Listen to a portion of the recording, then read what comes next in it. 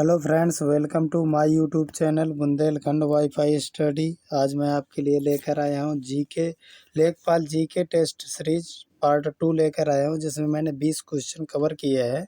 पर लेकिन आपके इन 20 क्वेश्चन में कवर कराने में कम से कम 150 से लेकर के 200 क्वेश्चन आपके तैयार होंगे। तो जो भी व्यक्ति चैनल पर नया है तो चैनल को सब्सक्राइब करें, बेल आइकन को प्रेस करें, ताकि जब भी मैं इस तरह की वीडियो अपलोड करूं तो उसका नोटिफिकेशन उसके पास पहुंचे सबसे पहले। तो चले शुरुआत करते हैं आज अपने पहले क्वेश्चन से। पहला क्वेश्चन क्या दिया है, प्रकाश की चाल का मापन सबसे पहले किसने किया था? तो सबसे पहले प्रकाश की चाल का मापन किया था रोमर ने सबसे पहले प्रकाश की चाल का माप किया था। यदि यार बात करें और इस क्वेश्चन से संबंधित कौन कौन से क्वेश्चन पूछे जा सकते हैं, तो सबसे पहली बात कि प्रकाश कितने रंगों से मिलके बना होता है? तो 7 रंगों से मिलके बना होता है। और उस 7 रंगों को क्या कहा जाता है? श्वेत प्रकाश कहा जाता है, जब प्रकाश 7 रंगों से मिलकर बनता है। तो इसकी पहचान सबसे पहले किसने की? तो इसकी पहचान सबसे पहले की थी न्यूटन ने। न्यूटन ने सबसे पहले बताया था कि प्रकाश 7 रंगों से मिलकर बना होता है। अब बात करें तो आइंस्टीन ने सापेक्षता का सिद्धांत दिया। आइंस्टीन ने क्या किया? सापेक्षता का सिद्धांत दिया था आइंस्टीन ने। ये क्वेश्चन बहुत पूछा जाता है। और बात करें यदि यार कि भारत का आइंस्टीन किसे कहा जाता है, तो भारत का आइंस्टीन कहा जाता है नागार्जुन को। याद रखिए आप, नागार्जुन को भारत का आइंस्टीन कहा जाता है। अगला और क्या इससे क्वेश्चन पूछ सकता है कि प्रकाश की चाल क्या होती है? तो निर्वात में प्रकाश की चाल होती है 3 × 10⁸ मीटर पर सेकेंड। 3 × 10⁸ मीटर पर सेकेंड निर्वात में प्रकाश की चाल होती है। यदि यार बात करें कि जल में प्रकाश की चाल कितनी होती है, तो जल में प्रकाश की चाल 2.25 × 10⁸ मीटर पर सेकेंड होती है जल में प्रकाश की चाल। यदि यार बात करें कि प्रकाश को सूर्य से पृथ्वी तक आने में कितना समय लगता है, तो 8 मिनट 19 सेकंड का टाइम लगता है सूर्य से प्रकाश को पृथ्वी तक पहुंचने में। और यदि यार बात करें कि प्रकाश का तरंग सिद्धांत किसने दिया था, तो प्रकाश का तरंग सिद्धांत दिया था हाइजन ने। हाइजन ने प्रकाश का तरंग सिद्धांत दिया था। यदि यार बात करें प्रकाश के व्यतिकरण का सिद्धांत किसने दिया था, तो प्रकाश के व्यतिकरण का सिद्धांत दिया था थॉमस यंग ने। थॉमस यंग ने व्यतिकरण का सिद्धांत दिया था। आप याद रखेंगे, प्रकाश से इस तरीके के क्वेश्चन पूछे जा सकते हैं। अगला क्वेश्चन देखते हैं, क्वेश्चन नंबर 2 क्या दिए, कोरिनोग्राफ का उपयोग किया जाता है। तो कोरिनोग्राफ का उपयोग किसके लिए किया जाता है? तो सूर्य के कोरोना को देखने तथा उसका फोटोग्राफ लेने में कोरिनोग्राफ का उपयोग किया जाता है। अब बात करें और भी कोई अध्ययन की जो मोस्ट इम्पोर्टेंट पूछे जाते हैं, तो आप याद रखिए हेमेटोलॉजी पूछा जाता है। हेमेटोलॉजी में किसका अध्ययन किया जाता है? तो हेमेटोलॉजी में रुधिर और रुधिर रोगों का अध्ययन किया जाता है। यदि यार बात करें कि सार्कोलॉजी में किसका अध्ययन किया जाता है, जिसको मायोलॉजी भी कहा जाता है, तो सार्कोलॉजी या मायोलॉजी में किया जाता है पेशियों का अध्ययन। पेशियों का अध्ययन किया जाता है सार्कोलॉजी या मायोलॉजी में। यदि यार बात करें पोमोलॉजी में किसका अध्ययन किया जाता है, तो पोमोलॉजी में अध्ययन किया जाता है फलों का। फलों का अध्ययन किया जाता है पोमोलॉजी में। यदि यार बात करें कि न्यूमरोलॉजी में किसका अध्ययन किया जाता है, तो न्यूमरोलॉजी में अंकों का अध्ययन किया जाता है। आप याद रखिए, अंकों का अध्ययन किस में किया जाता है? न्यूमरोलॉजी में। यदि यार बात करें लैक्सिकोलॉजी में किसका अध्ययन किया जाता है, पूछा जाता है लैक्सिकोलॉजी। लैक्सिकोलॉजी में किया जाता है शब्दकोश संकलन या लिखने की कला का अध्ययन। लिखने की कला का अध्ययन या शब्दकोश संकलन का अध्ययन किस में किया जाता है? लैक्सिकोलॉजी में। यदि यार बात करें एंटोमोलॉजी में किसका अध्ययन किया जाता है, तो एंटोमोलॉजी में कीटों का अध्ययन किया जाता है। कई बार पूछा गया है। अगला क्वेश्चन देखते हैं, क्वेश्चन नंबर 3। क्वेश्चन नंबर 3 क्या दिए, राष्ट्रीय ध्वज का सफेद रंग किसका प्रतीक है? तो राष्ट्रीय ध्वज का सफेद रंग किसका प्रतीक होता है? सत्य एवं पवित्रता का। सत्य एवं पवित्रता का प्रतीक होता है सफेद रंग। यदि यार बात करें कि केसरिया रंग किसका प्रतीक होता है, तो केसरिया रंग प्रतीक होता है, याद रखिए, जागृति, शौर्य एवं त्याग। जागृति, शौर्य एवं त्याग का प्रतीक होता है केसरिया रंग। यदि यार हम बात करें कि हरा रंग किसका प्रतीक होता है, तो हरा रंग प्रतीक होता है जीवन समृद्धि का। जीवन समृद्धि का प्रतीक होता है हरा रंग। यदि यार बात करें कि राष्ट्रीय ध्वज को भारतीय संविधान सभा द्वारा कब ध्वज के रूप में अपनाया गया? तो इसे अपनाया गया था 22 जुलाई 1947 को। आप याद रखिए 22 जुलाई 1947 को इसे संविधान सभा द्वारा अपनाया गया था राष्ट्र ध्वज के रूप में। यदि बात करें कि राष्ट्रीय ध्वज के लंबाई एवं चौड़ाई का अनुपात क्या होता है, कई बार पूछा गया है, तो 3:2 का अनुपात होता है। राष्ट्रीय ध्वज के जो चक्र होता है तो वो चक्र किस कलर का होता है? नीले कलर का होता है। आप इसे याद रखिए, चक्र किस कलर का होता है? नीले कलर का होता है। और चक्र में कितनी तीलियां होती है ये भी पूछा जाता है, तो 24 तीलियां होती हैं। अगला क्वेश्चन देखते हैं, क्वेश्चन नंबर 4। क्वेश्चन नंबर 4 क्या दिए? कंप्यूटर में प्रोग्रामन हेतु विकसित की गई सर्वप्रथम भाषा कौन सी थी? तो कौन सी थी? फॉरट्रान। फॉरट्रान भाषा थी जिसे प्रोग्रामन हेतु विकसित किया गया था सर्वप्रथम। अब यदि यार बात करें कंप्यूटर से संबंधित और कौन क्वेश्चन पूछे जाते हैं, तो कंप्यूटर खोज कब हुई? तो 1946 में कंप्यूटर की खोज हुई। कंप्यूटर का पितामह किसे कहा जाता है? फादर ऑफ कंप्यूटर किसे कहा जाता है? तो चार्ल्स बैबेज को। चार्ल्स बैबेज को कहा जाता है कंप्यूटर का पितामह। यदि यार बात करें कि कंप्यूटर साक्षरता दिवस कब मनाया जाता है, तो 2 दिसंबर को मनाया जाता है कंप्यूटर साक्षरता दिवस। कंप्यूटर कितने प्रकार का होता है? यदि यार बात करें तो कंप्यूटर 3 प्रकार का होता है। 3 प्रकार का होता है। कौन कौन सा? डिजिटल होता है, एनालॉग होता है और हाइब्रिड होता है। याद रखिए, डिजिटल, एनालॉग और हाइब्रिड कंप्यूटर 3 प्रकार का होता है। और कंप्यूटर में पाई जानी अशुद्धि को क्या कहा जाता है? जो कंप्यूटर में अशुद्धियां पाई जाती हैं उसे क्या कहा जाता है? तो उसे बग कहा जाता है। बहुत बार पूछा गया, आप इसे याद रखिए। अगला क्वेश्चन देखते हैं, क्वेश्चन नंबर 5। क्वेश्चन नंबर 5 है, किसकी उपस्थिति के कारण शरीर के अंदर रक्त का थक्का नहीं जमता? तो किसकी उपस्थिति के कारण नहीं जमता? हेपेरिन की। हेपेरिन की उपस्थिति के कारण शरीर के अंदर रक्त का थक्का नहीं जमता। यदि यार बात करें कि रक्त का थक्का बनाने के लिए कौन से प्रोटीन की आवश्यकता होती है, बहुत बार पूछा जाता है, तो फाइब्रोनोजेन प्रोटीन की आवश्यकता होती है। बिना फाइब्रोनोजिन प्रोटीन के रक्त का थक्का नहीं बन सकता। यदि यार बात करें कि मनुष्य के रक्त में भिन्नता का कारण क्या होता है, मनुष्य का रक्त भिन्न भिन्न क्यों होता है, तो आरबीसी में पाई जाने वाली ग्लाइकोप्रोटीन, जिसे मतलब एंटीजन कहते हैं, एंटीजन के कारण रक्त में भिन्नता पाई जाती है। यदि यार बात करें कि सर्वदाता रक्त कौन सा होता है, तो सर्वदाता ओ होता है। और सर्वग्राही रक्त कौन सा होता है, तो ए बी होता है। ए बी रक्त सभी को ग्रहण कर सकता है और ओ रक्त सभी को दे सकता है। यदि यार बात करें कि रुधिर में जो लाल रक्त कणिका होती है यानी आरबीसी होती है और डब्ल्यूबीसी होती है, तो इनका अनुपात क्या होता है? इनकी कोशिकाओं का अनुपात क्या होता है? आरबीसी और डब्ल्यूबीसी की कोशिकाओं का अनुपात पूछा जाता है तो 600:1 अनुपात होता है। आरबीसी और डब्ल्यूबीसी की कोशिकाओं का अनुपात होता है। अगला क्वेश्चन देखते हैं, क्वेश्चन नंबर 6। क्वेश्चन नंबर 6 क्या दिए कि चंद्रमा पर पहुंचने वाला प्रथम मानव सहित यान कौन सा था? तो प्रथम मानव सहित यान कौन सा था? तो अपोलो सेकेंड था जो मानव सहित चंद्रमा पर पहुंचा था। और यदि यार बात करें कि चंद्रमा पर पहुंचने वाला प्रथम यान कौन सा था, तो ल्यूनिक सेकेंड था जो चंद्रमा पर सबसे पहले पहुंचा था, पर लेकिन ये मानव रहित था। यदि यार बात करें कि प्रथम मानव रहित अंतरिक्ष यान कौन सा था, जो मतलब अंतरिक्ष यान बनाया गया मानव रहित, तो वो कौन सा था?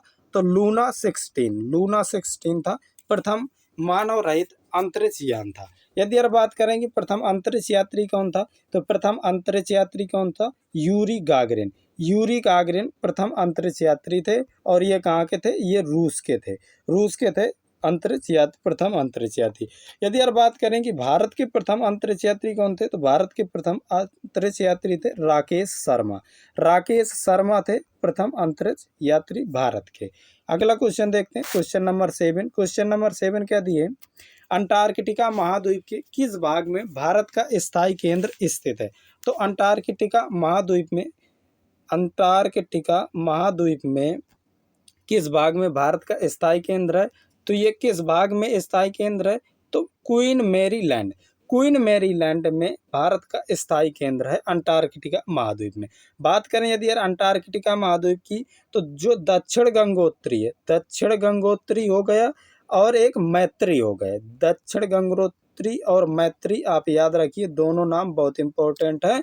ये भारत का वो जो अंटार्कटिका है, तो अंटार्कटिका में ये दोनों भारत के अनुसंधान केंद्र है। कौन कौन से? दक्षिण गंगोत्री और मैत्री, ये दोनों अंटार्कटिका में भारत के अनुसंधान केंद्र हैं जो स्थित हैं। यदि यार बात करें अंटार्कटिका की, तो अंटार्कटिका में जो है तो 98% तो ये बर्फ से ढका रहता है, केवल और केवल 2% बचता है, नहीं 98% ये बर्फ से ढका रहता है। और इसी कारण से अंटार्कटिका महाद्वीप को क्या कहा जाता है? श्वेत महाद्वीप कहा जाता है, क्योंकि वहाँ पे 98% बर्फ ही बर्फ पाई जाती है, इसलिए उसे श्वेत महाद्वीप कहा जाता है। और एक बात याद रखिए कि जो एयरबस है, तो एयरबस जो है तो ये बहुत पूछा जाता है। एयरबस एयरबस जो है तो ये अंटार्कटिका का एक ज्वालामुखी है, एक ज्वालामुखी है जो सक्रिय ज्वालामुखी है, केवल और केवल यही एक ज्वालामुखी है एयरबस जो अंटार्कटिका महाद्वीप का सक्रिय ज्वालामुखी है। तो ये पूछा जाता है कि एयरबस ज्वालामुखी कहाँ पर है, तो ये अंटार्कटिका महाद्वीप में,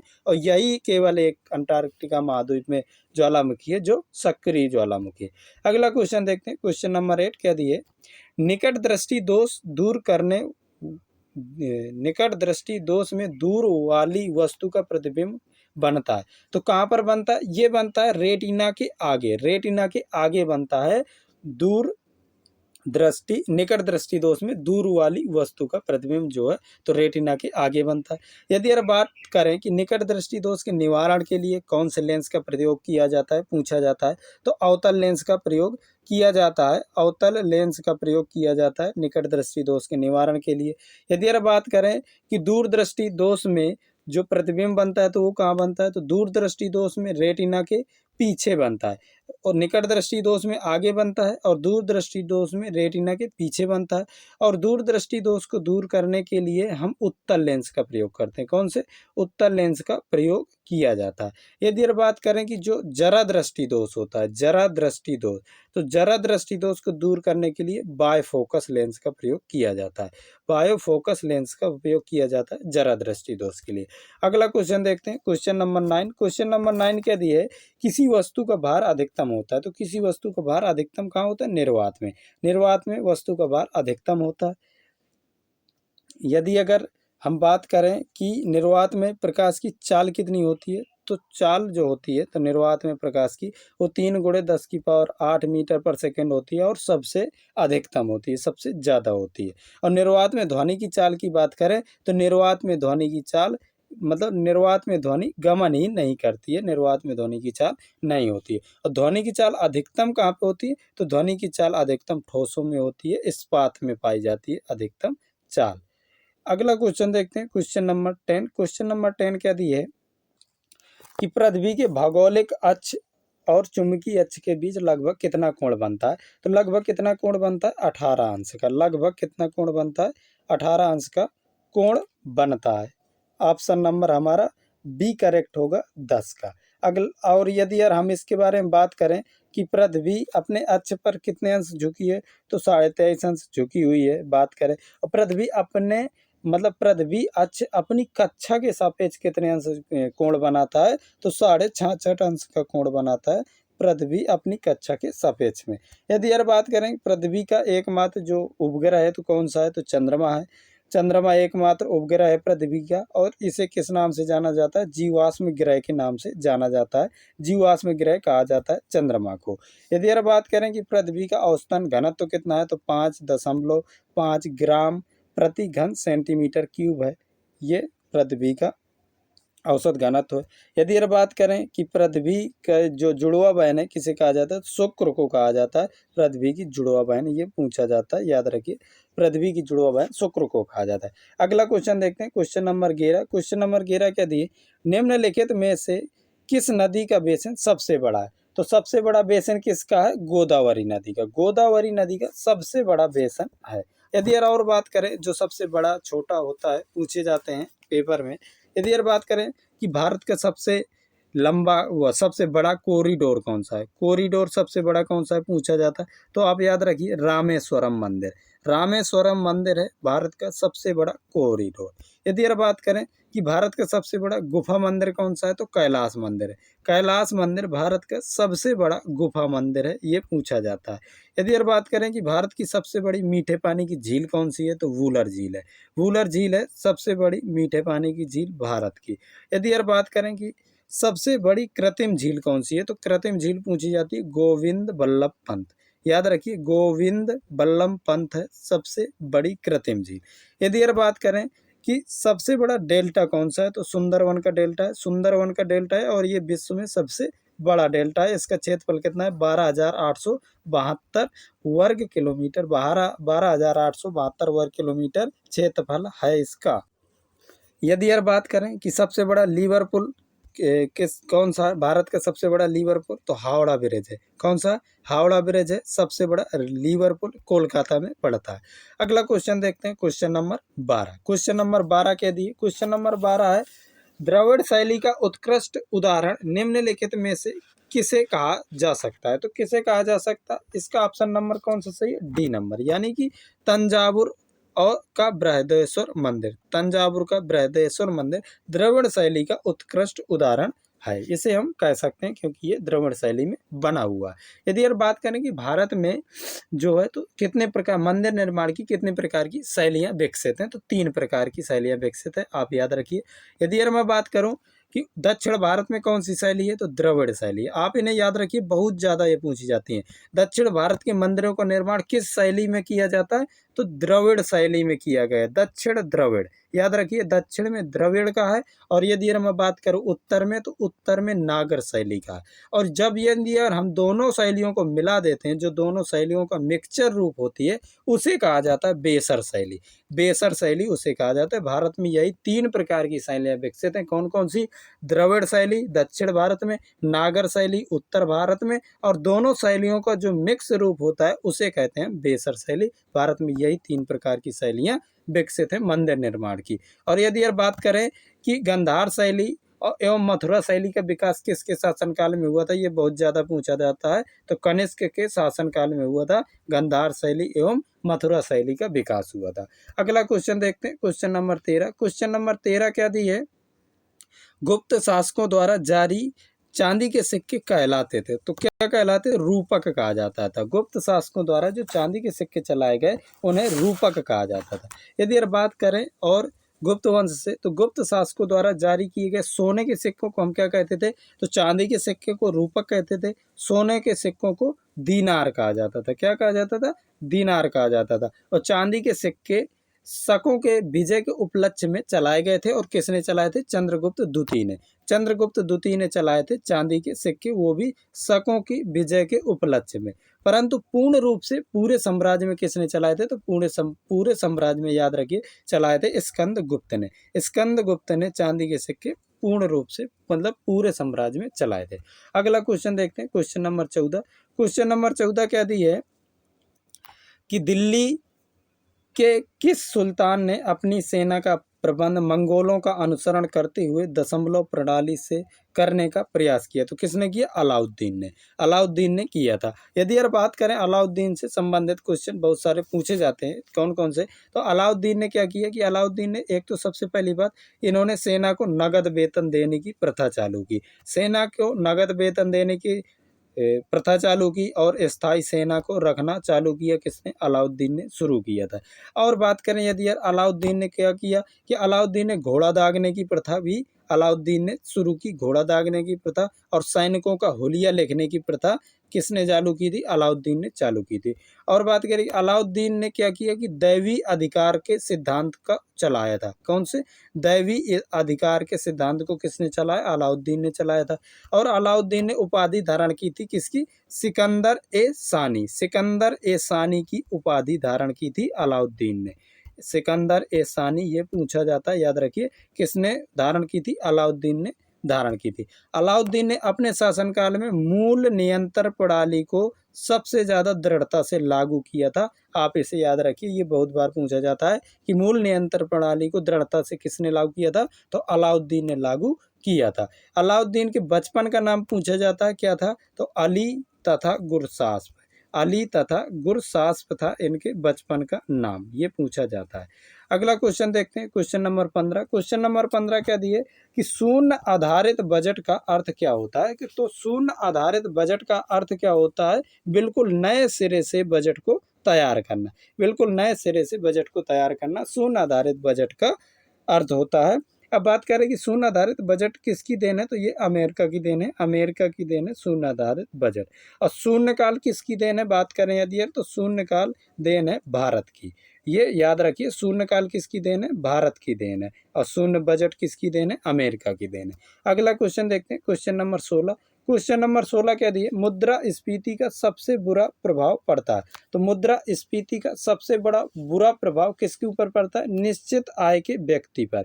निश्चित आय के व्यक्ति पर सबसे बड़ा बुरा प्रभाव पड़ता है मुद्रास्फीति का। अब बात करें यदि यार मुद्रास्फीति के बारे में, तो मुद्रास्फीति में मुद्रा का मूल्य क्या होता है? कि घट जाता है। मुद्रा का मूल्य क्या होता है? घट जाता है। याद रखिए, किसी किसी को तो समझ में नहीं आता है, पर लेकिन क्या होता है, अर्थशास्त्र है कि क्या होता है, मुद्रास्फीति में मुद्रा का मूल्य घट जाता है और महंगाई क्या होती है? बढ़ जाती है। ये पूछे जाते हैं क्वेश्चन कि मुद्रास्फीति में महंगाई क्या होती है? बढ़ जाती है। और मूल्य मतलब कि मुद्रा का मूल्य क्या होता है? घट जाता है। याद रखिए। यदि यार बात करें कि मुद्रास्फीति की माप का सामान्य कीमत सूचकांक मतलब किसके द्वारा की जाती है? तो कीमत सूचकांक के द्वारा की जाती है।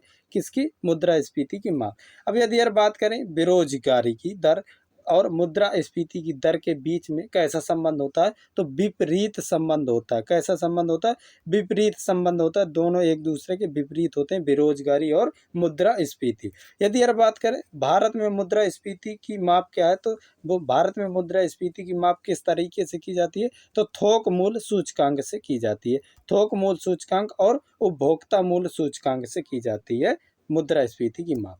अगला क्वेश्चन देखते हैं, क्वेश्चन नंबर 17। क्वेश्चन नंबर 17 क्या दिए कि किस अर्थशास्त्री ने विकासशील देशों में रोलिंग प्लान की हिमायत की थी? तो किसने की थी?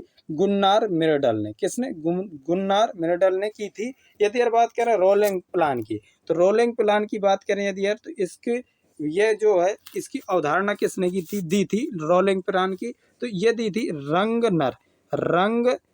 नर ने नर्कस ने दी थी इसकी अवधारणा रोलिंग प्लान की, जिसे अनवरत योजना भी कहा जाता है। और यदि यार बात करें रोलिंग प्लान की अवधारणा को अपनाया कब गया था भारत में? तो कब अपनाया गया था? 5वीं पंचवर्षीय योजना में इसे अपनाया गया था रोलिंग प्लान को। यदि यार बात करें प्रथम योजना के बारे में आया, तो प्रथम योजना किस मॉडल पर आधारित थी पूछा जाता है? तो हेराल्ड डोमर। याद रखिए, हेराल्ड डोमर मॉडल पर आधारित थी प्रथम। यदि बात करें द्वितीय पंचवर्षीय योजना किस मॉडल पर आधारित थी? तो पीसी महालनोबिस के विकास मॉडल पर आधारित थी द्वितीय पंचवर्षीय योजना। अगला क्वेश्चन देखते हैं, क्वेश्चन नंबर 20। शिवाजी के 8 मंत्रियों की परिषद को अष्टप्रधान कहा जाता था, जिसका प्रधान होता था। तो जिसका प्रधान कौन होता था? शिवाजी के जो परिषद थी 8 मंत्रियों की, जिसे अष्टप्रधान कहा जाता था, तो उसके प्रधान को क्या कहा जाता था? उसके प्रधान को पेशवा कहा जाता था। अब बात आई पेशवा की, तो प्रथम पेशवा कौन था पूछा जाता है? बालाजी विश्वनाथ। बालाजी विश्वनाथ प्रथम पेशवा था। और यदि यार बात करें कि पेशवा पद को वंशानुगत किसने बनाया था? तो वंशानुगत बनाया था बालाजी बाजीराव ने। किसने? बालाजी बाजीराव ने इसे वंशानुगत बनाया था। बालाजी बाजीराव को और किस नाम से जाना जाता है? तो नाना साहब, इसी को कहा जाता है। बालाजी बाजीराव को ही नाना साहब कहा जाता है। यदि यार बात करें बाजीराव प्रथम को और किस नाम से जाना जाता है? तो बाजीराव प्रथम को कहा जाता था लड़ाकू पेशवा। क्या कहा जाता था? लड़ाकू पेशवा कहा जाता था। और क्या कहा जाता था? हिंदू शक्ति का अवतार। हिंदू शक्ति का अवतार कहा जाता था, या लड़ाकू पेशवा कहा जाता था बाजीराव प्रथम को। अब यदि यार बात करें पेशवा नाना फडणवीस को मैकियावेली कहा जाता था। याद रखिए, अब नाना जो फडणवीस थे उनको किस नाम से जाना जाता था? तो उन्हें मैकियावेली के नाम से जाना जाता था। यदि यार बात करें कि अंतिम पेशवा कौन था, ये पूछा जाता है कि अंतिम पेशवा कौन था, तो अंतिम पेशवा कौन था? माधवराव। माधवराव अंतिम पेशवा था। ये पूछा जाता है, याद रखिए। अगला क्वेश्चन देखते हैं, क्वेश्चन नंबर 19। क्वेश्चन नंबर 19 क्या दिए है कि कैपिटल मार्केट का अर्थ होता है। तो कैपिटल मार्केट का अर्थ क्या होता है? प्रतिभूति बाजार, म्यूचुअल फंड, मुद्रा बाजार, ये उपर्युक्त सभी, मतलब ये सभी क्या है? कैपिटल मार्केट के अर्थ हैं। यदि यार बात करें और स्टॉक एक्सचेंजों की, मार्केट से संबंधित स्टॉक एक्सचेंजों की, तो अहमदाबाद स्टॉक एक्सचेंज की स्थापना कब हुई? तो 1894 में हुई। कलकत्ता स्टॉक एक्सचेंज की स्थापना कब हुई? तो 1908 में हुई थी। मुंबई स्टॉक एक्सचेंज की स्थापना कब हुई? तो 1875 में हुई थी। वर्तमान में मान्यता प्राप्त स्टॉक एक्सचेंज कितनी है? तो 24 हैं, ये पूछा जाता है। यदि यार बात करें कि सेबी की स्थापना कब हुई? सेबी की स्थापना कब हुई थी? तो 1988 में सेबी की स्थापना हुई थी। अगला क्वेश्चन देखते हैं, क्वेश्चन नंबर 20। क्वेश्चन नंबर 20 क्या दिए? कार्बोहाइड्रेट निम्नलिखित में से किस में नहीं पाया जाता? तो कार्बोहाइड्रेट निम्नलिखित में से किस में नहीं पाया जाता? पालक में। पालक में क्या पाया जाता है? पालक में आयरन पाया जाता है, कार्बोहाइड्रेट नहीं पाया जाता। यदि यार बात करें और तो मछली की बात करें तो मछली के लीवर में जो तेल निकलता है, तो उस तेल में क्या पाया जाता है? विटामिन डी पाया जाता है। विटामिन डी पाया जाता है मछली के लीवर के तेल में। और यदि यार बात करें मछली के मांस की, तो मछली के मांस में सर्वाधिक क्या पाया जाता है? प्रोटीन पाया जाता है। सबसे ज़्यादा मछली के मांस में क्या पाया जाता है? प्रोटीन पाया जाता है। यदि यार बात करें पनीर की, तो पनीर में कौन सा विटामिन पाया जाता है? तो पनीर में विटामिन डी पाया जाता है। और पनीर में क्या पाया जाता है? तो पनीर में कैल्शियम पाया जाता है, फास्फोरस पाया जाता है। कैल्शियम एवं फास्फोरस पाया जाता है, इसलिए पनीर हमारे शरीर के लिए बहुत ज़्यादा उपयोगी होता है। ये हमारे शरीर को मजबूत बनाता है, हमारी हड्डियों को मजबूत बनाता है पनीर का सेवन हो करने से। यदि यार बात करें मक्खन की, तो मक्खन में अम्ल पाया जाता है, ब्यूटरिक अम्ल पाया जाता है सबसे पहली बात। और मक्खन में भरपूर मात्रा में विटामिन और मिनरल्स और कैल्शियम पाया जाता है। क्या क्या? विटामिन, मिनरल्स एवं कैल्शियम भरपूर मात्रा में पाया जाता है मक्खन में। अब इसके बाद में ये रहे मोस्ट इम्पोर्टेंट लेखपाल के जो क्वेश्चन थे, मतलब कि पिछले आ चुके, मैंने वो क्वेश्चन कवर किए थे। वीडियो पसंद आया तो वीडियो को लाइक कीजिए और हमारे YouTube channel Bundelkhand WiFi study को सब्सक्राइब कीजिए, बेल आइकन को प्रेस कीजिए, ताकि जब भी मैं इस तरह की वीडियो अपलोड करूं तो उसका नोटिफिकेशन उसके पास पहुंचे सबसे पहले। और वीडियो पसंद आया है तो वीडियो को लाइक अवश्य करना और दोस्तों के बीच में शेयर अवश्य करना। मिलते हैं अगली क्लास में, तब तक के लिए नमस्कार।